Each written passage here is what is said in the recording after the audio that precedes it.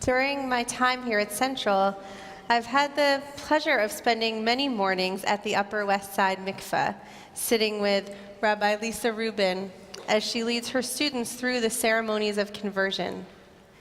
We start with a Beit Din, a rabbinic court, which is not as scary as it sounds. It's really just an opportunity for us to ask questions to draw out the students' reflections on the process. And from there, students immerse in the waters of the mikveh, and then we close with celebration and blessing. Witnessing this ritual of transformation is always a beautiful way to start my day. If you've never participated in or observed this process, you might be surprised that at no point are students asked to recite a creed or express loyalty to God. How is it that such a profound transformation of conversion can occur without these proclamations? There might be one answer in this week's Torah portion, Vayishlach. As the portion opens, we watch this very nervous Jacob preparing to reunite with his twin brother Esau. I mentioned this a little earlier, after a long estrangement. He sends his family across the river, and he's left alone on the other side, where he wrestles with a man, this shadowy, unnamed figure, until dawn. The struggle profoundly changes Jacob. And as often happens in the Jewish tradition, with this transformation comes a new name. The man he wrestles with tells him, "No more shall you be called Jacob, but Israel." Israel means Isra, wrestling, El, with God. El is one of our names for God. In this renaming, we understand that Jacob was actually wrestling with a divine being, with God. That name that Jacob earns from the struggle actually becomes one of the names for the entire Jewish people. We are Israel, a people who wrestle with God. To be Jewish or to become Jewish, we don't have to definitively state our belief in God for all time. Instead, we are encouraged to wrestle with God, to engage with the idea of God, and to work to interrogate our own beliefs. So what does that wrestling look like? I want to offer two different interpretations of this mandate to wrestle. The first one has a very violent connotation, and I think sometimes that's exactly how it feels. When we experience trauma, for example, we might call out to God with rage and passion.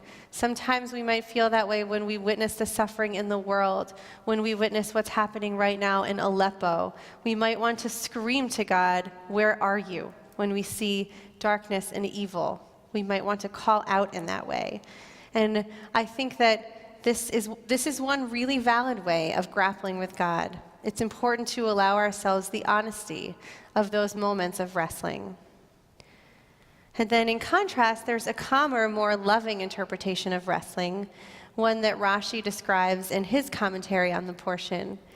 Rashi depicts two people struggling to overthrow each other, where one embraces the other and knots him in his arms. If you think about it, if you zoom way out on the picture of wrestling, it could look like embracing.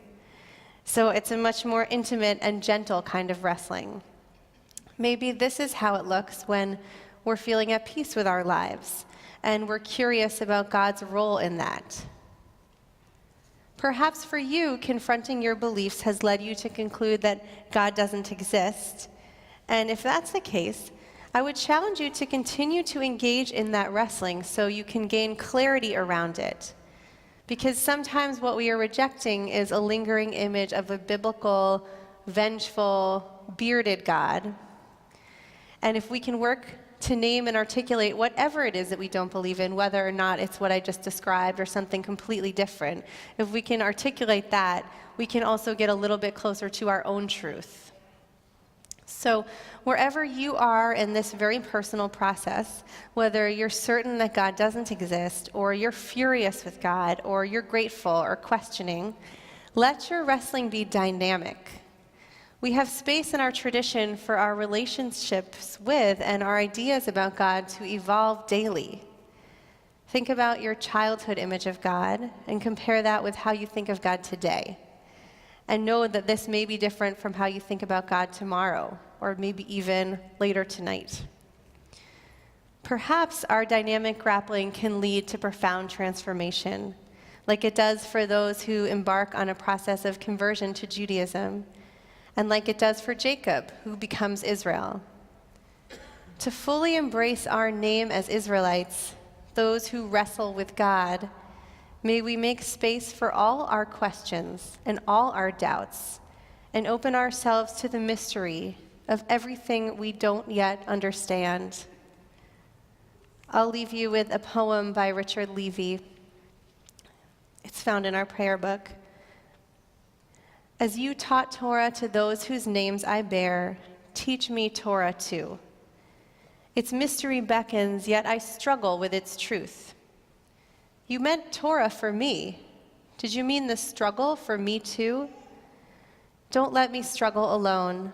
Help me to understand, to be wise, to listen, to know.